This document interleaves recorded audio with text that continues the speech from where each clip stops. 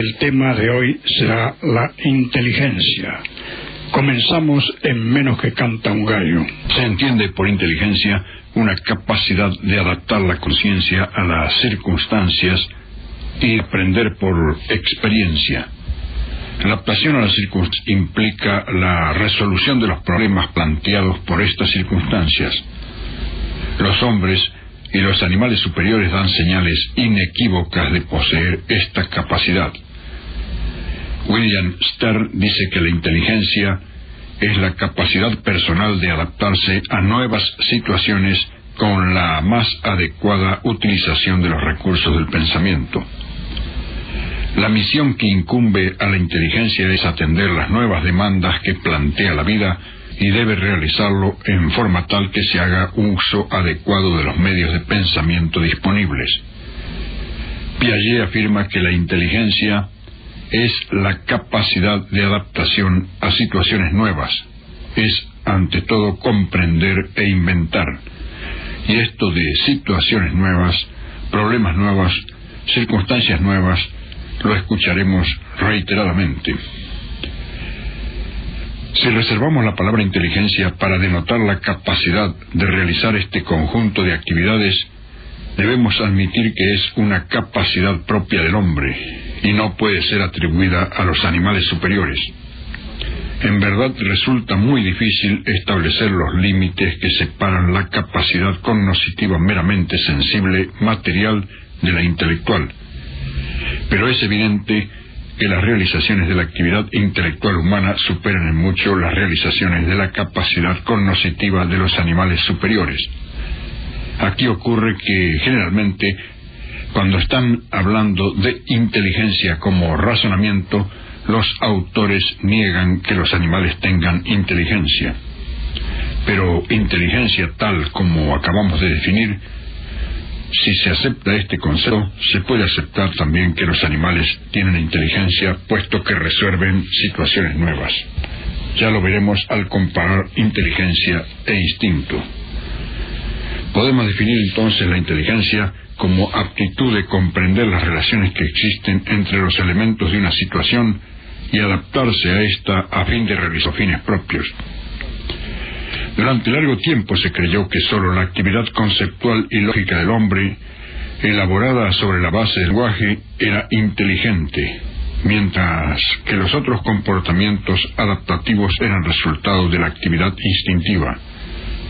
Pero desde principios del siglo XX se ha establecido de manera cierta la existencia de otras formas de inteligencia. No hay una especie de inteligencia de grado variable, sino probablemente varias clases de inteligencia que varían según los seres y las especies. El teniente coronel, el filósofo, el ingeniero, el artista y el comerciante tienen, es cierto, formas de inteligencia muy distintas. Por esto se ha propuesto, como por ejemplo Thorndike, distinguir al menos tres grandes tipos de inteligencia: la inteligencia abstracta o conceptual, caracterizada por la aptitud de utilizar el material verbal y simbólico; la inteligencia práctica, que prefiere lo concreto cuando hay que manipular objetos; y por último la inteligencia social, que implica la comprensión de los seres humanos y la facilidad de entenderse con ellos. Los niños y los débiles mentales tienen una inteligencia esencialmente práctica. Esta facultad de resolver problemas concretos se encuentra también en los animales superiores. Hasta época reciente se creía que la inteligencia era exclusiva de los seres humanos, mientras que los animales solo podían guiarse por sus instintos. Las tretas más extraordinarias de las bestias salvajes eran tenidas por comportamientos innatos que no requerían ninguna inteligencia. Gracias a los esfuerzos combinados de los etnólogos, de los psicosociólogos y de los psicólogos, esta creencia es rechazada en la actualidad. Se ha podido filmar, como lo ha hecho Rossip en su obra consagrada a los animales, a un zorro hambriento que se fingía muerto para atraer a los cuervos y comérselos después. Asimismo, Langton dice que ciertos leones de Kenia, cazadores solitarios, empezaron a cazar en grupos, acosando a las piezas hasta un punto central donde las emboscaban.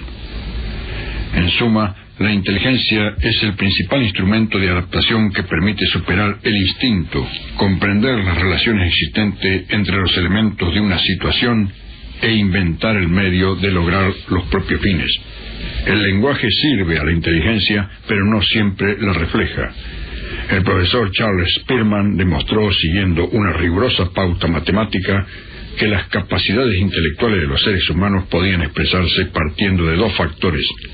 Uno general, factor G, es decir, la inteligencia común a todas las aptitudes, y otro específico, factor S, propio de las aptitudes consideradas particularmente. Según su bagaje hereditario, su historia personal y su medio, los individuos tienen diferentes formas y niveles de inteligencia que se pueden apreciar con exactitud merced al método de los test. Por lo visto hasta aquí existen entonces diferentes conceptos de distintos autores sobre lo que es una inteligencia, sobre el concepto de inteligencia. Heyman, en su Psicología de los Niños, dice: decimos que un hombre es inteligente cuando ha conseguido más deprisa y mejor que otros llegar a unos puntos de vista justos. Y Henry Bergson, en la entrega de premios del Liceo Voltaire, en 1902 dijo, según Mose Bastide: de un camarada que tiene memoria y frecuentes y agudas ideas y conversaciones agradables, no se miente en decir que es un camarada inteligente. Por su parte, también ha dicho Muschieli: el nervioso parece siempre más inteligente de lo que es, porque es más rápido en responder y más pronto en las reacciones, ya que se adapta casi instantáneamente. El sentimental siempre parece menos inteligente de lo que es, porque necesita un tiempo de reflexión, un tiempo de latencia y un esfuerzo para adaptarse. Es decir que, luego de toda esta diversidad, podemos repetir que generalmente la inteligencia es la facultad de comprender, esto es, de interpretar los signos y percibir las relaciones gracias a las cuales se explican, por la causa o por la razón, los hechos observados, así como la naturaleza de las cosas. Para la gran mayoría de los psicólogos, la inteligencia es aptitud para resolver los problemas nuevos, adoptando su experiencia y su saber a la situación concreta que se presenta. Es decir, como dice Sazo, a salirse airosamente de las dificultades encontradas al margen de los procedimientos aprendidos. Y como hemos insinuado, existe una inteligencia abstracta y una inteligencia concreta. La inteligencia abstracta comprende el antecedente de la experiencia, descubriendo en él un caso particular de un hecho general, o sea, abstracto, ya conocido y explicado, y una aplicación particular, una ley o un principio. Es la manera de comprender del sabio o del intelectual, es decir, que observando diversos hechos particulares, sacar un concepto general o una ley general. Por el contrario, la inteligencia concreta, sin desviarse en generalidades, comprende el antecedente de la experiencia gracias a otro antecedente particular y concreto como él. Es decir, que la inteligencia concreta es, en gran medida, la manera de comprender que precede en el hombre al ejercicio del pensamiento crítico. A él se reduce la inteligencia animal y la del bebé. Los animales, dice Biot, ni siquiera los más inteligentes pueden adivinar más de lo que les sugiere directamente su percepción. Parece que el animal ve nada más que el aquí y el ahora, y no hace abstracciones sobre su futuro, ni directamente sobre el pasado, ni saca relaciones abstractas. Lo más que puede hacer es comparar lo presente aquí y ahora. Por ejemplo, si el perro ve que la puerta se está por golpear porque hay un poco de viento, puede apurar su paso para pasar antes que la puerta se cierre. Y respecto de inteligencia y razón, así como la razón es esencialmente discursiva, puesto que dice, por ejemplo, todos los hombres son mortales, Sócrates es hombre, Sócrates es mortal, razonamiento que el niño alcanza a los 10 o 11 años, u otros razonamientos anteriores de inferencias inmediatas como quiero una muñeca porque mi hermana tiene una muñeca, etc., es una actividad propiamente discursiva, decimos. La inteligencia tiene una parte también intuitiva.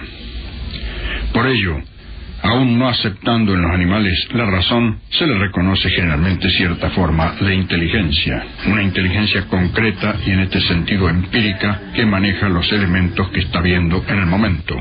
Es difícil que un animal se ponga a decir todos los sanjuaninos son argentinos y todos los argentinos son sudamericanos, por lo tanto todos los sanjuaninos son argentinos. Finalmente la inteligencia tiene que ver con el saber o la instrucción. Un individuo que sabe mucho tiene que ser algo inteligente. Se dice generalmente que puede haber un alumno traga que tiene datos en su cabeza y que no es inteligente, pero la función hace al órgano, y si el individuo ha inteligido mucho, tiene que ser algo inteligente. Es decir, que la instrucción, el saber, los conocimientos permiten la solución de unos problemas que son incapaces de solucionar los ignorantes, por otra parte. Así que el inteligente que organiza la adquisición de ese saber ejercita las capacidades naturales y de ahí un desarrollo funcional. Pero la estructura congénita de la inteligencia parece no sufrir variaciones. Es decir, que es compleja la inteligencia porque está relacionada con la cultura, con la educación, y tiene elementos interdisciplinarios y sociales, los cuales tienden a dar una definición general en su inserción. Veamos la diferencia entre instinto, hábito e inteligencia. El instinto es un comportamiento espontáneo, innato e invariable común a todos los individuos de una misma especie y que parece adaptado a un fin del que no tiene conciencia el sujeto. El pájaro, veremos, llegado a cierta madurez orgánica, construye su nido según una técnica particular de su especie. Su comportamiento parece inscripto en una estructura nerviosa. Las concepciones clásicas admitían que el instinto era inmutable. Hoy sabemos que es susceptible de modificaciones, por lo menos una ligera variabilidad. Cuanto más nos elevamos en la escala zoológica, más plásticas son las conductas y más influye en ellas el aprendizaje. Así, los castores hostigados por los cazadores renuncian a construir sus chozas y se esconden en madrigueras. En el hombre los comportamientos preformados son excepcionales. Acto de mamar, casi todas sus conductas son aprendidas. Incluso lo que llamamos instinto maternal está influido por las condiciones sociales. Y por otra parte podemos definir al hábito como disposición relativamente estable adquirida por la experiencia que se adquiere por la repetición frecuente. Así el que se inicia en la práctica del boxeo empieza por reproducir fracción por fracción los movimientos que desea obtener globalmente. Lo mismo pasa con los kata de karate. Sin embargo, no es solo la repetición la única condición. Se requiere además la madurez del organismo. Si un individuo o el que habla comienza un metódico entrenamiento diariamente a las 6 de la mañana para pelear contra el campeón mundial de los pesos pesados, es probable que no tenga éxito. Los hábitos nos enriquecen y nos empobrecen. Por un lado, significa economía de esfuerzo y enriquecimiento porque libera a la conciencia de gran número de tareas que hacemos automáticamente, como escribir a máquina, conducir vehículos, resolver cada vez más rápidamente ecuaciones diferenciales, etc. Pero implica un empobrecimiento al sumir al ser humano en una red de automatismos que son la expresión más cabal de rutina y estereotipado que pueden esclerosar la mente y el sentimiento. Podemos intentar cifras diciendo que el 98%, para ser generosos decimos el 98 en vez del 99. El 98% de nuestros actos cotidianos son solo hábitos. Respirar, caminar, encender un cigarrillo, preguntar cómo le va, etc. Solamente cuando le cambiamos al compañero de oficina del saco o chaqueta que está en el perchero de oficina, el encendedor del lugar, la billetera en otro lugar, le envolvemos la etiqueta de cigarrillo en el pañuelo y la pasamos a otro bolsillo, etcétera. Entonces, cuando él no puede encender el cigarrillo, entra la inteligencia a resolver la situación nueva. De lo contrario, toda su conducta para fumar está dada por el hábito. Y este 2% en que interviene la inteligencia, el 98% es saber vulgar, y podemos decir que solo el 2% es saber científico. Y si hacemos este 2 igual a 100, nos daremos cuenta que saber filosófico es un 2%, o bien 1%, y el 98% científico. Es decir, que los hábitos se arraigan mucho en el subconsciente. El director de taxímetros se dirigía a comprar zapatos con descuento por intermedio del gremio. Cuando leyó el de la esquina advirtió que iba de contramano, entonces dio la vuelta a la manzana y entró por la calle que correspondía. Solo en el momento de entrar en el negocio, como había una pequeña escalera, se dio cuenta de que iba a pie. Pues bien, las diferencias entre instinto, hábito e inteligencia siguientes. En primer lugar, el instinto es específico, el hábito es propio de cada individuo, lo mismo que la inteligencia, pero además la inteligencia está formada con el carácter más el temperamento de cada persona. Decimos que el instinto es específico porque lo tiene toda la especie. No puede ser el caso de que un individuo de la especie tenga un instinto y el otro no. Es decir, que una abeja fabrique miel y la otra se le antoje no hacerlo. O que el hornero haga su casita de barro y otro hornero diga, me voy a dedicar a ser mochilero, no me gusta el barro, y haga la casa de otra forma o ande con carpa. El hábito es propio de cada individuo y varía. Es decir, que no toda la especie humana tiene el mismo conjunto de hábitos. Hay individuos que andan en auto, otros en bicicleta, unos escriben a máquina, otros con lápiz. Y la inteligencia, como decimos, es propia de cada individuo y hay, como hemos visto, inteligencia práctica, inteligencia para los entes abstractos, inteligencia más creativa. En este lugar, el instinto es innato, el hábito se aprende y la inteligencia es innata en cuanto a lo temperamental, pero es desarrollable en cuanto a lo cultural. Decimos que el instinto es innato porque de nacimiento viene con la especie, aunque deba desarrollarse posteriormente como el instinto sexual, por ejemplo. En cambio, el hábito se adquiere, requiere un aprendizaje. Para aprender a escribir a máquina o tocar el piano, se requiere grabar ciertos movimientos, como hemos dicho, y por lo tanto la adquisición es importante. La inteligencia es innata, si lo es, en lo temperamental, pero no en cuanto a lo personal, que depende de la educación. No está resuelto del todo si el gran genio hereda ese genio o se va formando, pero de todas maneras hay una base temperamental, fisiológica de la inteligencia. En tercer lugar, el instinto es fijo, no cambia, aunque se adapta a las circunstancias. El hábito es modificable y la inteligencia es desarrollable. El instinto es fijo, se creía antes que era inmodificable, pero se había observado desde antaño una ligera variabilidad en cuanto al comportamiento instintivo. Por ejemplo, el pájaro construía el gorrión, por ejemplo, del nido con ramitas pequeñitas. Luego se fabricaron hilos y utilizaba algunos hilos. Y cuando había hilos de plástico utilizó hilos de plástico. Es decir, que se adapta a las distintas circunstancias pese a su fijeza el instinto. El hábito es modificable.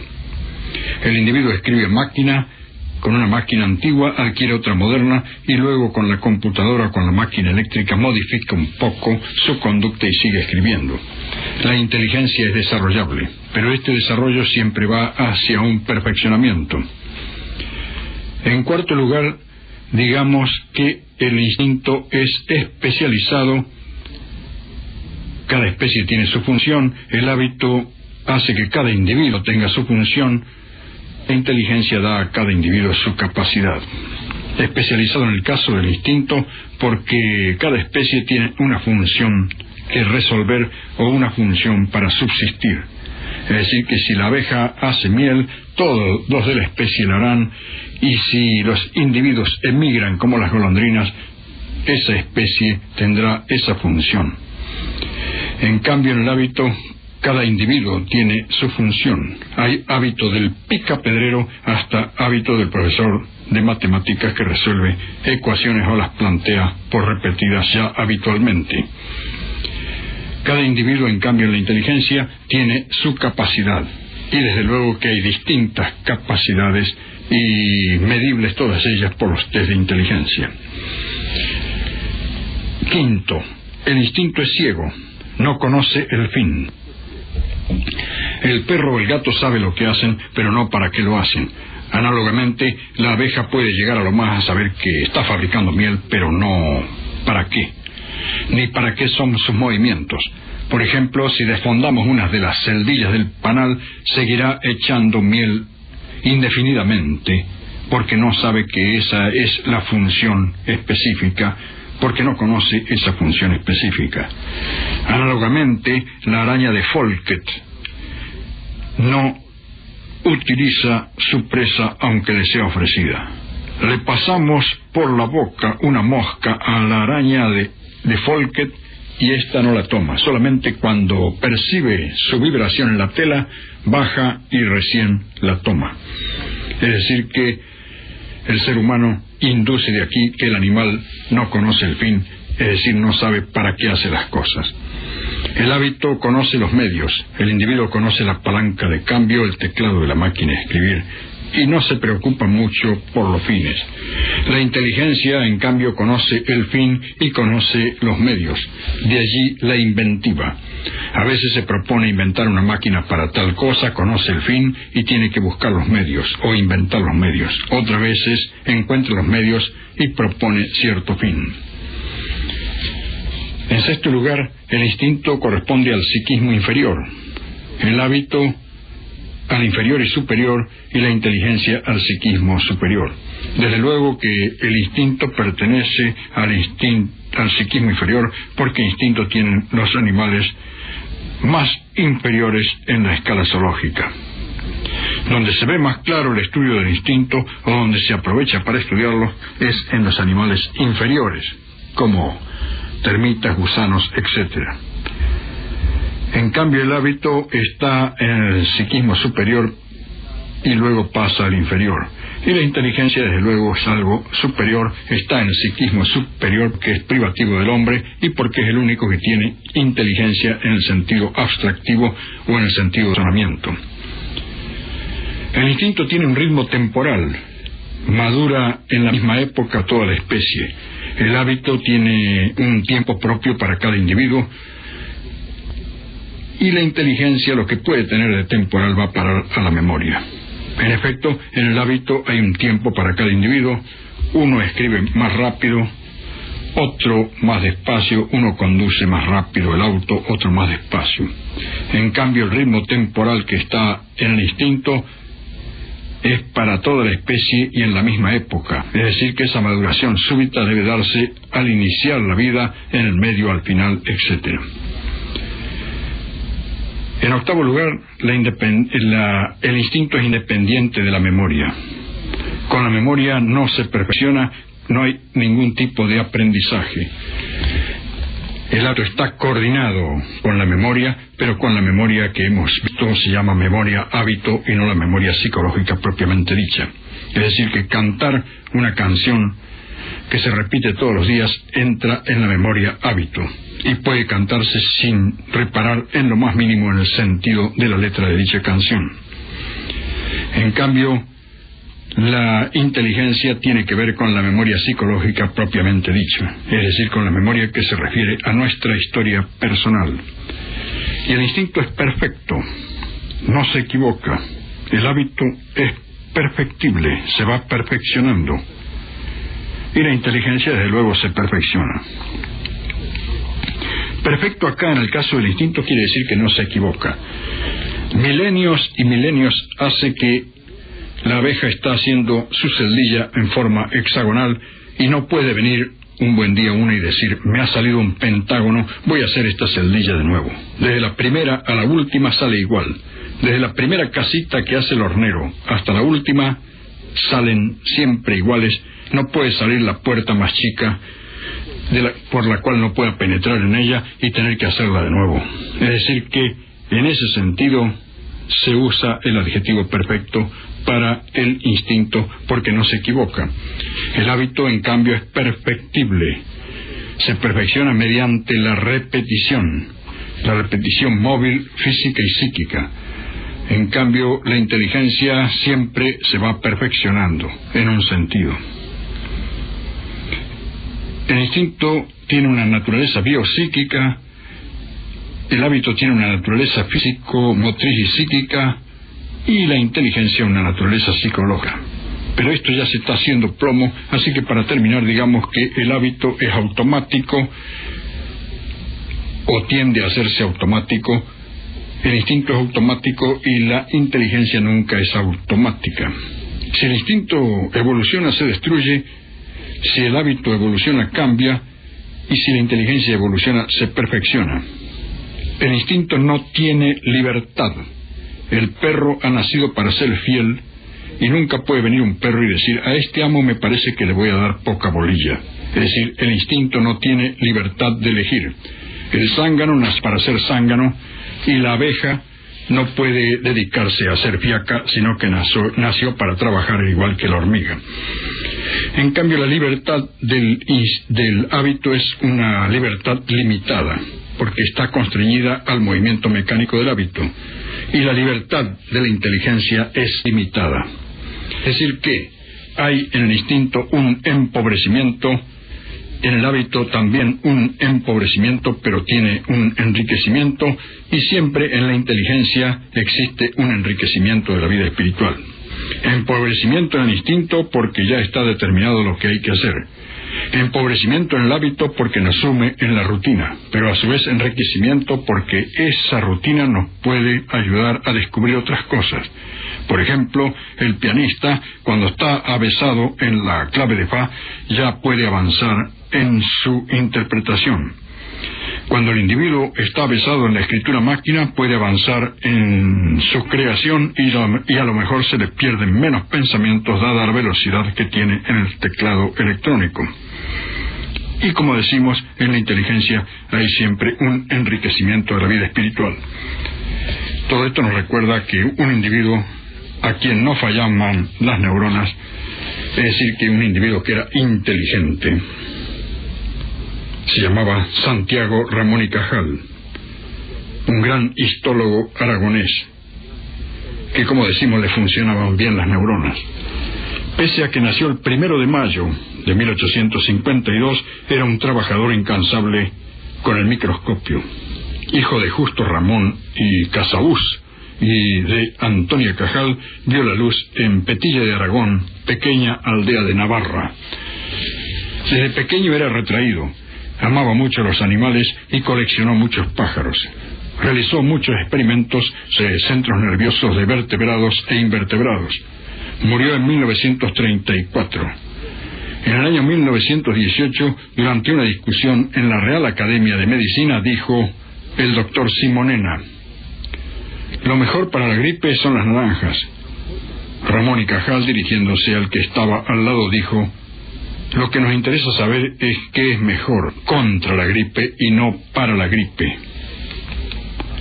Cuando le fue otorgado el Premio Nobel de Medicina y Fisiología en 1906, que compartió con Golgi, lo aclamaban por todas partes con entusiasmo. El médico, o mejor el licenciado en medicina, exclamó: y pensar que yo elegí la menos popular de todas las ciencias. Cuando era chico, cierta vez Ramón y Cajal inventó un cañón con ayuda de otros pequeñuelos. Ahuecó un tronco, lo forró con alambres, le puso piedras y fierros y fabricó pólvora. El cañonazo fue estrepitoso e hizo volar el portón del frente. La policía no tardó en descubrir quién era el culpable y fue a la cárcel. El padre lo dejó allí unos días para ver si se le pasaban las locas ideas de inventor.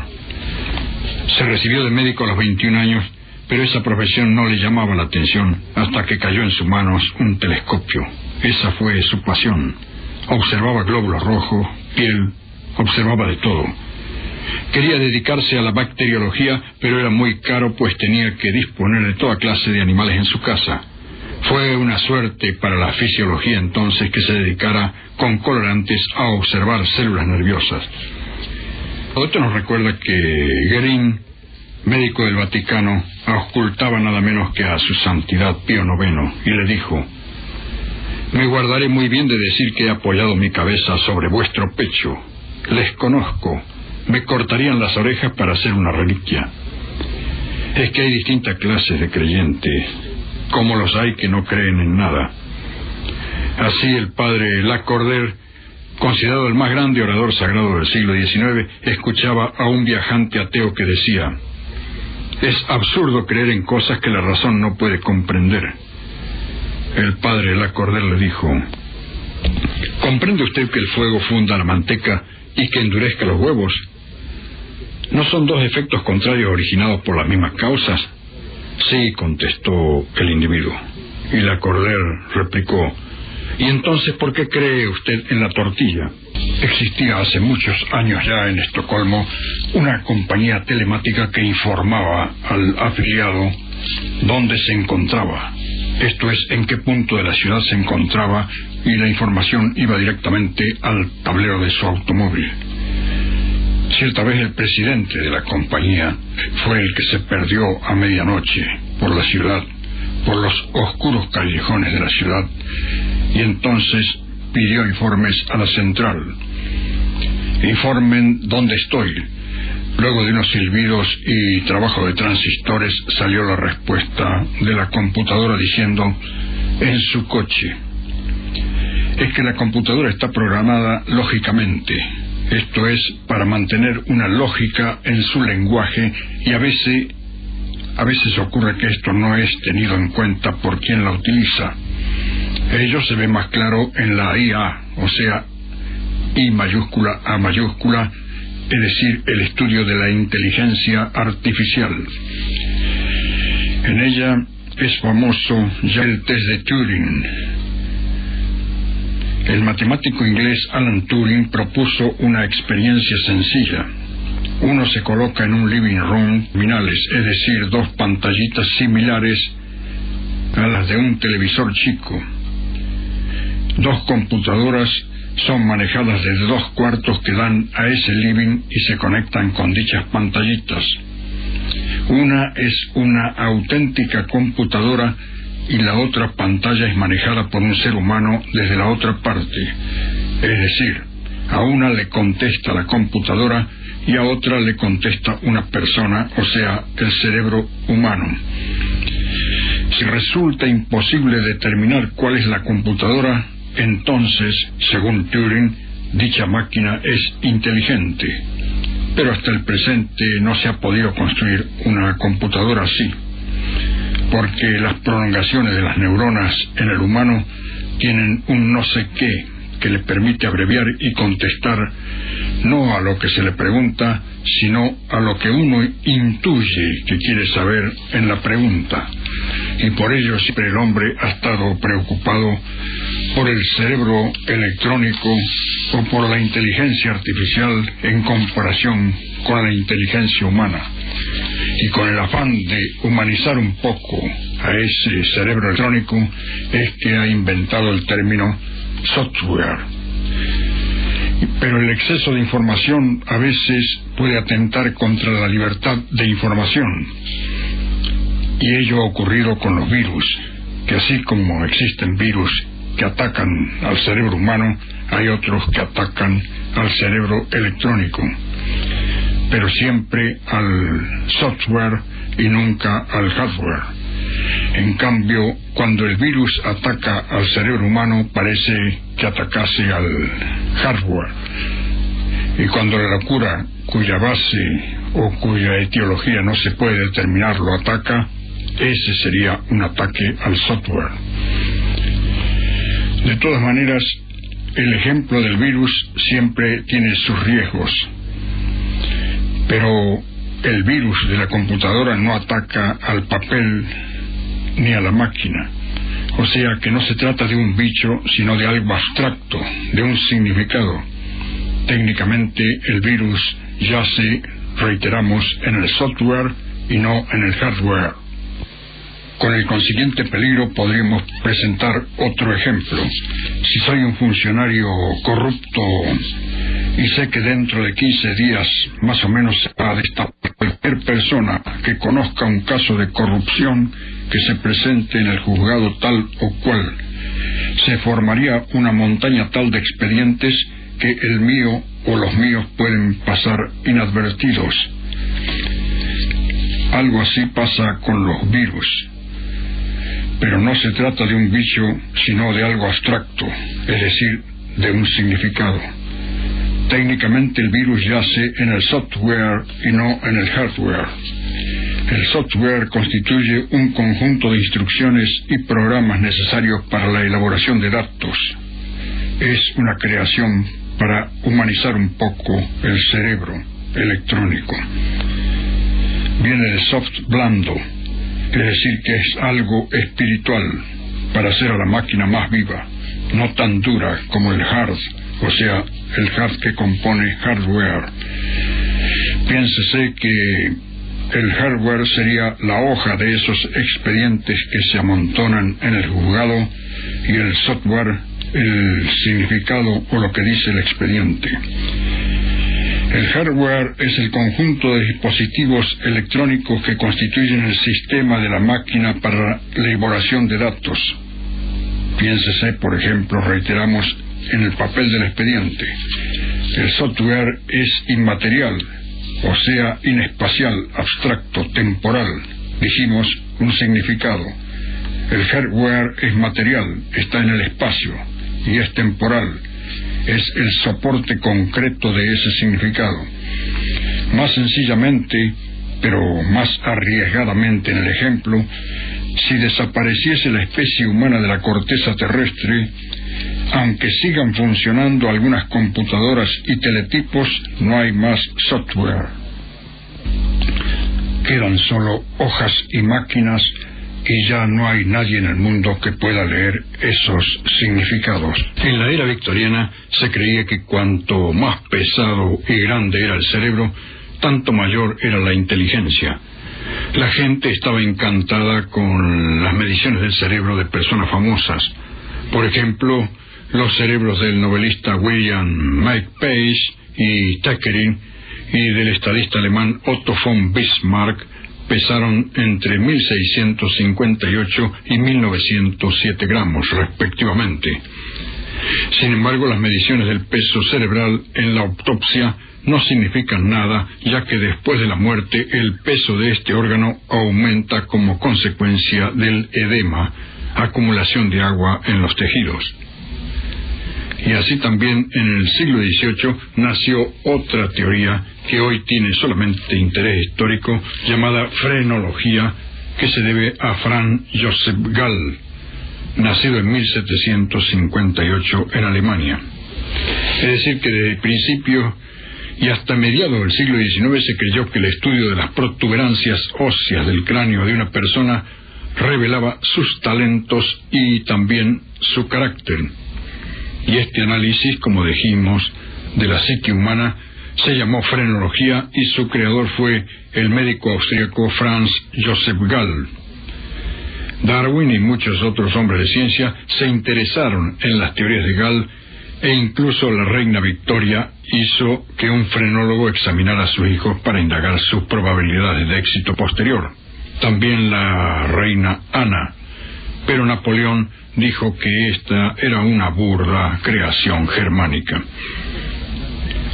Después de examinar el cráneo de delincuentes, lunáticos y ciudadanos normales, Gall dividió el cerebro en 37 regiones. Asignó rasgos claves del carácter como la firmeza, la autoestima y el amor paterno a la parte superior, y la reserva y la cautela a un lado del cráneo. Gall sustentaba la teoría de que las protuberancias craneales reflejaban el crecimiento y por lo tanto el mayor desarrollo de diversas partes del cerebro. Sin embargo, la creencia de que se podía leer en alguien como en un libro con base en los contornos craneales provenía de un grave error de anatomía que solo más tarde saldría a luz. El error de Gall fue creer que el crecimiento cerebral moldeaba al cráneo y que de tal suerte los contornos de éste revelaban las facultades mentales. Hoy se sabe que entre el cráneo y el cerebro está el espacio subaracnoideo, que contiene líquido cefalorraquídeo. Este líquido sirve de acoginamiento al cerebro y lo protege del contacto con el cráneo. El cerebro sí tiene regiones que regulan diversas funciones, pero no son las del sistema frenológico de Gall. El descubrimiento del líquido cefalorraquídeo por parte del médico francés François Guindy ocurrió en 1828, el mismo año en que murió Gall, pero ni eso detuvo el apoyo a la teoría básica de la frenología. Todavía en 1907 se inventó un frenómetro eléctrico para medir las protuberancias craneales, pero Gall tuvo enemigos en su patria y luego se trasladó a París, donde hizo otras publicaciones en torno de su frenología. De todas maneras, como decimos, la frenología tiene hoy solamente un valor de una curiosidad o un valor histórico. Pero cuando Gall estuvo en París, refiere Guérard, fue a visitar un manicomio. Le pusieron de guía un demente que razonaba bastante bien. A él le pareció un sabio y observó la forma de su cabeza. Entonces le preguntó por qué se daba esa forma de cabeza de acuerdo con su frenología en una persona que parecía tan normal y sin embargo podía estar dentro del manicomio. «Esto no debe maravillaros», contestó el loco, «porque esta no es mi cabeza. Es una cabeza que me han puesto después que fui condenado por la revolución y pasé por la guillotina». Otro sujeto al cual funcionaban bien las neuronas fue Antonio Cánovas del Castillo, insignia de Miguel Angiolillo, quien le disparó 3 tiros de revólver que le ocasionaron la muerte inmediata. Antes de caer exclamó: «Dios mío, viva España». No solo era magistral en el arte de improvisar, sino también sobresalía por sus contestaciones ingeniosas y a veces con humor. Y parece que tenía conciencia de que en el mundo hay tontos e inteligentes, pero le molestaban mucho los tontos. «La tontería es un crimen, digan lo que digan los tontos», afirmaba, y añadía: «El peor suplicio que puede haber en el infierno es, para un hombre inteligente, que 2 tontos lo llevasen siempre del brazo y que tuviera que oírles por toda una eternidad». Una dama que sabía que Cánovas era malagueño le preguntó si era cierto que en Málaga eran todos muy inteligentes. Cánovas, que estaba al lado del marqués de Salamanca, que también era malagueño, le contestó: «Vaya si son inteligentes. Fíjese cómo lo serán que a mí y a este nos echaron de allí porque nos tenían por tontos». En otra ocasión, otra dama le preguntó cómo se podría hacer para evitar la calumnia. «Muy fácil», contestó, «hacer todo cuanto nos atribuyen». Su ingenio era a veces picaresco. Una vez una duquesa lo invitó, estando ausente el esposo de ella. Llegando al comedor le dio el brazo a la dama. Esta, indicando la silla destinada a su marido, le dijo: «Esta noche, señor presidente, va usted a ocupar el puesto de mi esposo». «¿Hasta qué hora, duquesa?», preguntó él, inclinándose respetuosamente. Fue presidente del Consejo de Ministros español de 1875 al 79 y de 1879 al 81. En un baile en cierta embajada, varias señoras se acercaron a Cánovas del Castillo cuando éste conversaba con la embajadora para hacerle una petición. La embajadora dijo: «No deben molestarlo con tanta petición». «Señora», contestó Cánovas, A mí no me molestan las mujeres por lo que me piden, sino por lo que me niegan. ¿Dónde está el pensamiento, o qué es pensar? Cuando pienso en un transatlántico, aquí en mi pequeña oficina, lo imagino, pero esa inmensa figura que imagino y recuerdo, ¿dónde está? ¿O cómo está entre las neuronas? Ese misterio sigue sin comprenderse, pero se está acercando mucho a él. Si logra develarse, será un cambio tan revolucionario en el estudio del cerebro que no tendrá comparación en la historia, ni de la ciencia, ni de la humanidad. Los más grandes inventos del hombre, la escritura, la rueda, el número, la imprenta, quedarán pequeñitos frente a este colosal develamiento. Así es probable también que este otro gran avance no llegue de golpe, pero con los esfuerzos que se están haciendo por develar el comportamiento de la inteligencia, el siglo XXI presenciará cosas que maravillarán en todo sentido. Mientras tanto, y por otra parte, el cerebro humano queda dentro del concepto de caja negra y probablemente nunca saldrá de allí, porque siempre quedará un fondo último de comportamiento que no será previsible, dada su libertad o creatividad. Como se sabe, el concepto de caja negra surge por analogía de la caja negra que llevan los aviones en la trompa con un grabador que registra todos los mensajes. Cuando el avión se cae, se pasa la cinta para ver qué ocurrió en los instantes postreros. De allí que la caja debe estar bien cerrada, sellada y aislada para que ni el fuego, ni el agua, ni los golpes perturben. Ese hermetismo hace que se compare con el concepto de caja negra, que ya no es una caja, sino, como decimos, un concepto. Es una construcción de la inteligencia. Es toda información herméticamente cerrada. Se sabe que entra información y sale, pero no se sabe bien cómo se cocina allí adentro. Así, el cerebro, o sea, el funcionamiento de la inteligencia, por una parte, es una hermosa caja negra. Se sabe, por ejemplo, que si se le enseña a hablar a un chico durante cierto tiempo, tiene que aprender. Cómo aprende y cómo asocia no se sabe muy bien. Se le enseñan unas cuantas palabras y un buen día nos sorprende con una asociación o un chiste que nos deja boquiabiertos. Es que el cerebro humano tiene además creatividad, cosa que por ahora lo diferencia del cerebro electrónico. Hay poesías y música hechas a máquina, pero es otro tipo de creación. El mundo está lleno de cajas negras y por lo tanto está lleno de imponderables. Pero a pesar de todos estos inconvenientes, es seguro que el siglo XXI se encontrará con una revolución, o al menos un gran avance en el enigma de qué es pensar. Seguramente se tendrá mucho más claro el problema de cómo se comunica el pensamiento en el interior y entre neurona y neurona.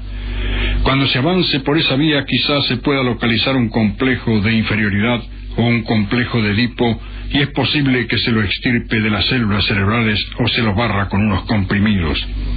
Si resulta así, los primeros que van a quedar desocupados son los psicólogos, y van a seguir existiendo los brujos y parapsicólogos. Así como se sabe que desde hace más de un siglo en la afasia se sigue la ley de Ribot, esto es, desaparecen de la memoria primero los sustantivos propios, luego los comunes y finalmente los verbos, y esto se cumple aunque las lesiones cerebrales sean distintas en dos sujetos o aunque las células sean atacadas en un orden distinto. Así nosotros vaticinamos de aquí que en la limpieza del cerebro por medicación se cumplirá que los últimos serán los primeros. Las ansiedades últimamente adquiridas o los edipos y la timidez que sean culturales serán más fáciles de erradicar que lo que viene de la vida intrauterina o de los primeros años. Y lo terriblemente difícil de extirpar o barrer va a ser lo que proviene de los ancestros. Con una buena medicación podrá sacarse una timidez, pero en cambio va a costar más eliminar la envidia, que es un sentimiento, pasión más ancestral y primitiva en el género humano. Tantos millones de años ha habido envidiosos que ello ya puede estar, además del cerebro, en la transmisión genética, luego de haberse adquirido. Así, cuando el hombre progrese en el conocimiento del cerebro y de la inteligencia, y fabrique las computadoras a su imagen y semejanza, va a tener robots envidiosos, y el ama de casa va a sorprender a la mucama robot espiándola por el agujerito de la llave. Pero en modo alguno conviene tener cerebros electrónicos similares a los humanos, pues entonces ya las generaciones avanzadas de computadoras serían líderes políticos o jueces sobornables, lo cual es un desatino. Y si no es todo materia, si hay fluidos espirituales, cuando se exciten los colorantes en el laboratorio, ese pequeñito destello de luz que emite la neurona será como una predicción de la luz del espíritu, que siempre está presta a iluminar los grandes misterios. Y mientras la humanidad se dé tiempo para la creación, podrá elevar la vista a las cumbres celestiales del arte. Así, aunque aparezca en el monitor el nacimiento de nuestras imágenes sensibles, aunque se vean allí nuestras turbaciones y nuestros apaciguamientos, nuestras alegrías y nuestras tristezas, nuestras cóleras y nuestras piedades, aunque se exploten 1000 nuevas posibilidades del cerebro y la inteligencia multiplique su agudeza, siempre tendremos la posibilidad de elegir las palabras o la melodía que deje sentir la queja melancólica del alma atormentada, o que cante la dicha del viento entre la inmensa pradera.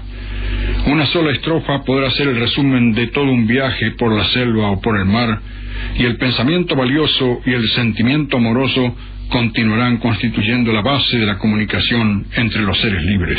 Respecto de las Olimpiadas Matemáticas, cuando la fuente del mensaje resuelve no emitir solo estupideces, reconforta ver cómo el destino del mensaje, en este caso la juventud, recibe lo valioso con entusiasmo.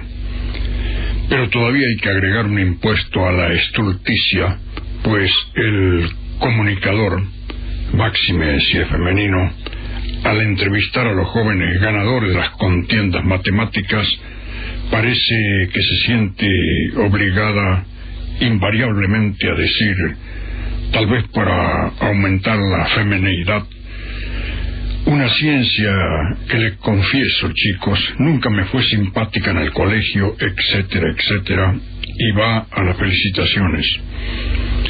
Y sin embargo, yendo a la bella, la más profunda y la filosófica de las ciencias, la matemática. Por suerte, vivió 100 años, del 903 al 1003. Rehabilitó esta disciplina en el mundo cristiano al publicar un ábaco y dar reglas para operar con el nuevo sistema de numeración, porque los árabes habían introducido el cero. Y cuando Fibonacci, 1180-1240, apodo de Leonardo de Pisa, regresó de África a su país con su famoso Liber Abaci para difundir el sistema decimal, fue sometido a una prueba pública. En presencia del emperador segundo, tuvo que resolver una serie de problemas que le presentó un tal Juan de Palermo. También una polémica se trenzó entre Ludovico Ferrari y Niccolò Tartaglia, en una discusión que terminó en un encuentro presenciado por mucho público frente a la iglesia de Santa María de Giordano, que hoy no existe, en Milán, el 10 de agosto de 1548. Entre Tartaglia y Cardano hubo una enojosa cuestión por la paternidad de la invención de la resolvente de la ecuación general de tercer grado.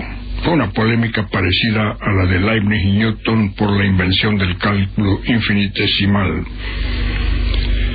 En ambos casos hubo disputas o discusiones públicas para tratar de dirimir el pleito, y los desafíos matemáticos de Tartaglia a veces semejaban a los problemas que hoy se le coloca a los chicos en las Olimpiadas Matemáticas. Por ejemplo, encontrar un número que al añadirle su cubo resulte 5. O bien, otro problemita: 2 hombres han ganado conjuntamente 100 ducados y quieren repartirlos de manera que al uno le toque la raíz cúbica de la parte que le toca al otro. ¿Cómo deben hacerlo? A los jóvenes se les prueba el razonamiento en las Olimpiadas Matemáticas así. Por ejemplo, en un país mítico los políticos siempre mienten y los no políticos siempre dicen la verdad. Un extranjero se encuentra con 3 nativos y pregunta al primero de ellos si es político. Este responde. El segundo nativo informa entonces que el primer nativo negó ser político, pero el tercero afirma que los otros dos son realmente políticos. Se pregunta cuántos de estos tres nativos eran políticos, y el resultado es el tercero. En un país mítico, los políticos siempre mienten, y no hay ningún tipo de alusión en esto. Y los no políticos dicen la verdad. Un extranjero se encuentra con tres nativos y pregunta al primero. Le pregunta si es político, y este responde. Y ahí termina la consigna del test, responde, y ahí hay punto. Quiere decir que a lo mejor el individuo dijo, vea, yo le voy a decir, yo respondo eso. Él respondió. Y el segundo nativo dice, acaba de decir que no es político. Y el tercero dice, estos dos cosas son políticos. Con eso hay que saber cuántos de estos tres nativos eran políticos. Y la respuesta es el tercero. Ello nos recuerda que un ingeniero de una planta industrial, a un ingeniero le plantearon sus colegas en la fábrica lo siguiente. Un sujeto telefonea a Buenos Aires a los gritos. ¿Quién escucha primero dichos gritos? ¿El que está en la capital federal o un obrero que oye directamente esa voz a 30 metros en la otra punta del galpón? Razonó correctamente comparando las velocidades del sonido y de la electricidad y contestó. Pero cuando llegó a su casa se le ocurrió plantearle el problema a su esposa, mujer dedicada a sus quehaceres. Ella respondió en el acto. El de Buenos Aires, naturalmente, hombre. El ingeniero boquiabierto añadió, ¿y cómo lo sabes? Y si en Buenos Aires el reloj está una hora adelantado, tiene que escuchar antes. Pero volviendo a la cuestión, ¿deben entonces competir los estudiantes entre sí? ¿Ello da lugar a la emulación y a la perfección, o más bien provoca envidia y otros aspectos de la competencia? ¿Es bueno competir? Debe darse la bandera al traga, es decir, que el traga abanderado tradicional debe seguir en pie, o el abanderado debe ser el más simpático, o el más bueno, o el mejor compañero. Tal vez deba haber, según opinan algunos, un cierto estímulo para el individuo durito de entendedera que a fuerza de estudio logra el mejor promedio. Pero llegar a veces al mejor promedio hay una cuestión aleatoria, porque a veces existen o existían hace medio siglo profesores que en el primer bimestre o trimestre no ponían más que 7. Entonces, ¿cómo queda la cuestión? Esto nos recuerda que en un establecimiento secundario llegó un inspector y, hablando de promedios, objetó. Estaban en época de exámenes y dijo, ¿por qué le han puesto un 11 a este chico si el reglamento dice que se debe calificar de 0 a 10? Y el presidente del tribunal examinador respondió, es que acaba de responder una pregunta que nosotros no sabíamos. En fin, ¿a quién debe darse la bandera? ¿Al traga? ¿Al mejor promedio? ¿Al más simpático? ¿Al que elijan los compañeros? Pelota en el aire. La cuestión está planteada. El alumno que es durito de entendederas y mediante esfuerzo llega a abanderado merece alguna admiración. Se trata de un caso de compensación adleriana. Según Alfred Adler, uno de los pilares del psicoanálisis, Napoleón Bonaparte buscó la gloria para hacer olvidar su pequeña estatura. Demóstenes se convirtió en célebre orador después de haber dominado la tartamudez. Y esta sobrecompensación también tiene ejemplos en el deporte. Vilma Rudolph, apodada la Gacela Negra, llegó a campeona olímpica en 1960. en las pruebas de 100 y 200 metros llanos. Hasta entonces fue la única atleta que trajo 3 medallas de oro de las Olimpiadas. Había vencido la poliomielitis, que la había tenido hundida en un sillón de ruedas 3 años. Pero esta compensación puede ejercerse en distintos sentidos y entre ellos estaría el ejemplo del traga. Pero respecto de la emulación o de la competición entre los alumnos, digamos antes que los griegos eran partidarios de los concursos. Los vencedores de las Olimpiadas fueron cantados por poetas de la talla de un Píndaro y sus nombres grabados en letras de oro. Y como en el certamen se leían versos, en esa competencia la humanidad debe obras inmortales de Sófocles y Eurípides. Asimismo, para Cicerón, el honor alimenta las artes. Respecto de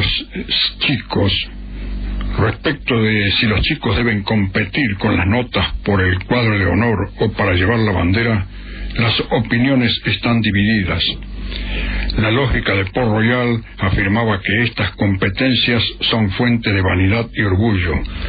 Muchos docentes de nuestro medio están en contra de elegir el abanderado por promedio de calificaciones.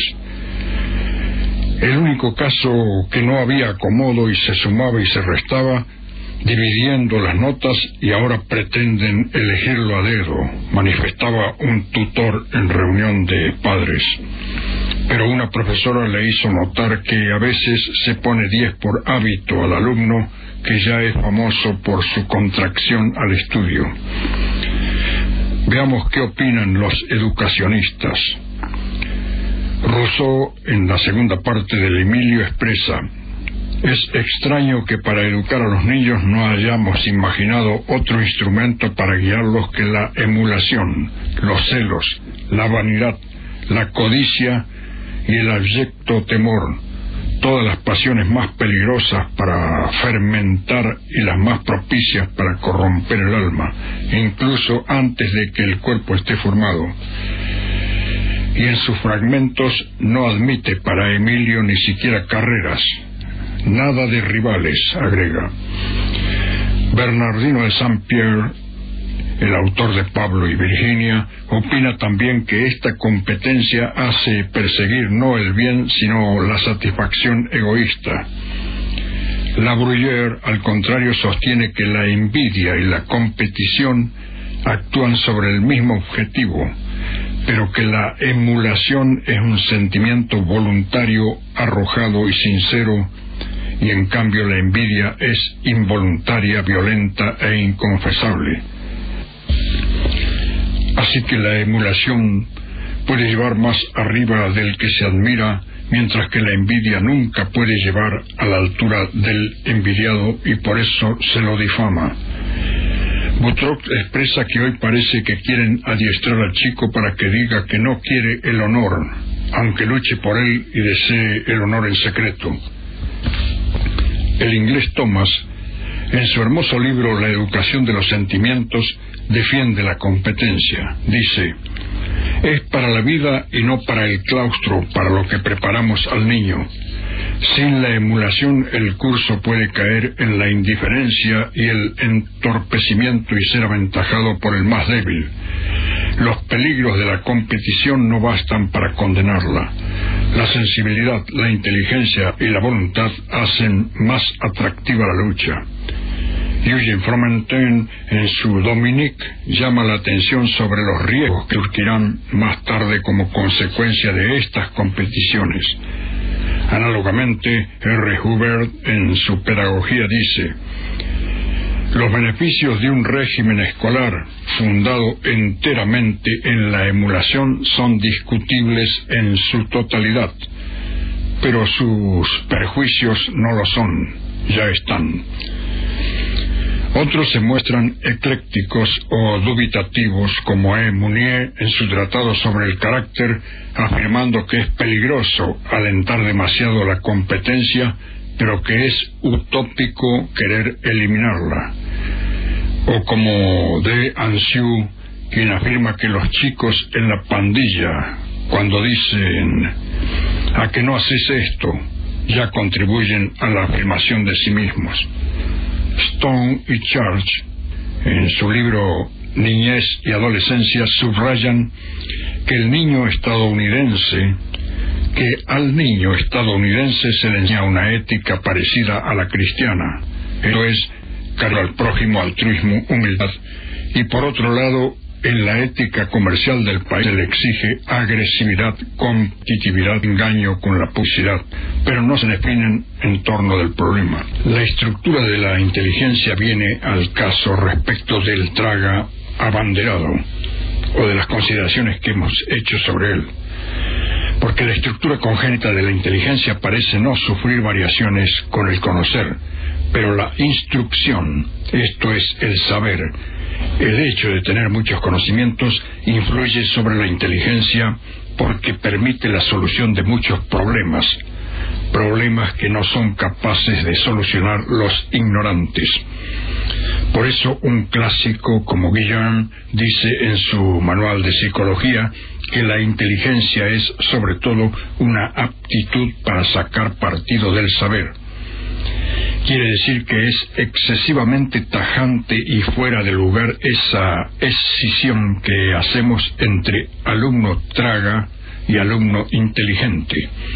Es cierto que hay algunos inteligentes y vagos y otros tragas que son duritos, pero con mucha voluntad se esfuerzan por sacar buenas notas. Pero allí todo el esfuerzo lo realiza, como decimos, la voluntad y la memoria. Sin embargo, un alumno muy inteligente es uno que intelige, y al inteligir se conoce, y al conocer mucho se intelige mucho. Cuando Getzels y Jackson compararon en 1962 un grupo de niños altamente creativos con otro grupo altamente inteligente, es decir, de elevado coeficiente intelectual, encontraron una muestra interesante de rasgos distintivos, a saber, los de elevado coeficiente intelectual preferían los rasgos personales que implicaban el éxito ante los adultos y el favor ante los maestros. En la elección de tareas, los niños creativos eran mucho más difusos y anticonvencionales. Elegían el aventurero, el inventor, el explorador. En cambio, el 75% de los niños de alto coeficiente intelectual preferían estas 5 profesiones convencionales: medicina, abogacía, docencia, ingeniería y ciencias. Y los padres de los niños altamente creativos demostraron ser más seguros y menos profesionales que los padres de los niños de alto coeficiente intelectual. Se preocupaban menos por la normalidad de las prácticas de sus hijos y ejercían menos presión para que sobresalieran en la escuela. En resumen, la familia de los niños altamente creativos no estaban centradas en los niños o íntimamente unidas con ellos. Admitían una buena cantidad de libertad individual y aceptaban ciertos riesgos. Cuando hace Quan, un exgobernador de Formosa en China nacionalista, se inscribió en una universidad de Estados Unidos, lo sometieron a una entrevista. El propio rector de la universidad tenía por costumbre examinar, esto es, entrevistar a uno por uno de los postulantes. Cuando vio al chinito lampiño y joven, tenía 21 años, le dijo: ¿por qué en vez de estudiar no busca su porvenir en un buen empleo? Quan contestó: no hay porvenir en ningún empleo. El porvenir está en el que desempeña el empleo. Pero no obstante, el rector insistió, y como los asiáticos no eran bien quistos en Estados Unidos, preguntó: pero usted solo tiene 21 años, me parece que le falta madurez. Juzgar la madurez por la edad es en sí una falta de madurez, repuso el chino, y el rector firmó la admisión sin más trámite. Obviamente en este proceder se trataba de un rector inteligente o un buen docente. La evaluación debe consistir en descubrir el oro o el diamante en la piedra por más bruta que ésta se presente. Sic, aunque ésta parezca bruta. Cuando la perla pasa inadvertida, la culpa será del que tenía que evaluarla, esto es, del docente. Y son muchas las perlas que pudieron haberse perdido por falla de los maestros. Eran pésimos en matemáticas según el dictamen de sus maestros, Benjamin Franklin, Pablo Picasso y dos de los pilares del psicoanálisis, Alfred Adler y Carl Gustav Jung. Fueron expulsados de la escuela Albert Einstein, Edgar Allan Poe, el poeta Schelling, y Röntgen, el de los rayos. El último de su clase, Tomás Alva Edison. Era soñador y no atendía Paul Gauguin.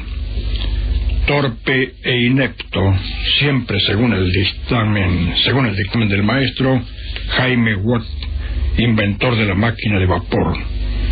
Y era de mente lenta Albert Einstein. Cuando Jorge Guillermo Federico Hegel se graduó en Tubinga, obtuvo un dictamen del tribunal examinador que hacía constar que Hegel era un hombre dotado de conducta excelente, muy aplicado en teología y en filología, pero sin capacidad filosófica. Y por eso los exámenes existieron casi siempre. Es una de las prácticas pedagógicas más antiguas. Los chinos, hacia el año 2000 antes de Jesucristo, seleccionaban los funcionarios públicos por un sistema definido de exámenes. Nosotros todavía lo designamos a dedo. También lo utilizaban el sistema los griegos y los romanos. Los primeros cristianos tuvieron exámenes en sus pruebas catequísticas. Cierta vez en Alemania, un estudiante se aprestaba a rendir farmacología y se encontraba nervioso debido a la fama que tenía el profesor por lo severo que era con sus discípulos. Por fin le tocó comparecer ante el tribunal examinador y describió bien un tipo de enfermedad que le presentaron. Luego indicó el remedio correspondiente. Cuando el presidente, el severo profesor, le preguntó qué cantidad debía administrar de la droga, el alumno respondió 2 cucharadas. Luego salió, y mientras estaba en el pasillo esperando el resultado, reflexionó y cayó en la cuenta que 2 cucharadas era mucho. Obviamente se había confundido por los nervios. Abrió intempestivamente la puerta del aula y casi gritando dijo: «Señor profesor, me he equivocado.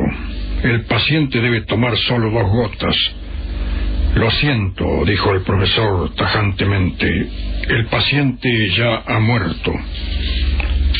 Es anecdótico, pero hay que reconocer que según investigaciones hechas también en Alemania en 1977, las pequeñas células cerebrales sufren a veces un bloqueo en el momento de exponer, y al rato, es decir, cuando el estudiante se tranquiliza, aparecen todas las respuestas con claridad. Y desgraciadamente esto puede ocurrir aun cuando se haya estudiado perfectamente la materia. La función del docente en estos casos es evaluar lo que el discípulo sabe y no tratar de que se equivoque. Se oye a menudo a las decisiones: si me toca estoy bien, pero si me agarra el tal, estoy perdido. También se escucha: fulano nunca pone más que 7. Ayer puso una pila de 4. Otro exclama: soy libre y sutano aplaza a todos los libres. Pero ¿quién puede ser tan dueño de la ley que en forma absoluta legisle que ningún alumno puede rendir libre su materia y lo aplace a priori? Si considera que su materia no puede hacerse libre, debe plantearlo ante el Consejo y modificar el plan de promoción. Pero si no respetamos las leyes, volvemos al estado primitivo. Aunque estos pobres antepasados, cuando no tenían la rueda ni el fuego, tampoco tenían el cero, así que tal vez hubiesen sido menos injustos. En Alemania Federal, si un alumno es reprobado en un examen debido a un gran momento de nerviosidad que le hizo olvidar todo lo que tenía que decir, espera al profesor a la salida y le explica que él en efecto a la materia la sabe, pero que no ha contestado debido a un trastorno emocional momentáneo. En esos casos el profesor lo lleva al pizarrón o quizás seguirá conversando con él por la calle e irá planteándole preguntas muy sencillas primero y luego cada vez más profundas. Y si llega a comprobar que efectivamente el alumno conoce la materia, vuelve al aula y modifica la nota del acta por otra de aprobado sin que nadie venga a pedirle cuentas de tal proceder. ¿Cómo vamos a competir con esos países si se tira a veces por la borda un esfuerzo de titanes? Todo el esfuerzo de miles de estudiantes que un domingo como el que se avecina desde la madrugada están estudiando sin perder minuto porque tienen una prueba vital al día siguiente, depende todo esto en parte de varios factores aleatorios, los cuales por desgracia hay que agregar a veces la mala voluntad de quien tiene que evaluarlos. Dicha mala voluntad puede llegar a matar una auténtica vocación y eso es lo más triste. Además se da pie para que los jóvenes repitan frases de rebeldía, vayan a los medios de difusión y hagan cuestión por los exámenes y sus resultados. Es menester desterrar el orgullo vacío y comenzar por exaltar los méritos de los discípulos cuando tales méritos son notables. Nada hay más bello que la sinceridad, y cuando el alumno note que su maestro abre su corazón y se muestra leal, será leal y sincero él también, y habrá desaparecido el mal momento. Será un auténtico diálogo esa difícil función de juzgar y evaluar. El examen existe porque el que fabricó al hombre no permitió que pueda abrirse su cerebro y comprobar la exacta medida de lo que sabe. Pero ¿qué docente tiene la perfecta ecuanimidad para establecer la diferencia que existe entre un 7 y un 8? Todos los especialistas en la materia consideran misión imposible la evaluación subjetiva exacta. Solo resta pues tratar de ser lo menos imperfectos posible y buscar el ideal de justicia, desterrando burlas y preguntas tramposas. Esto es, ceñirse a la sentencia de Shakespeare que dice: sé leal para contigo mismo y serás tan justo y bueno para con los demás como la noche necesariamente sigue al día.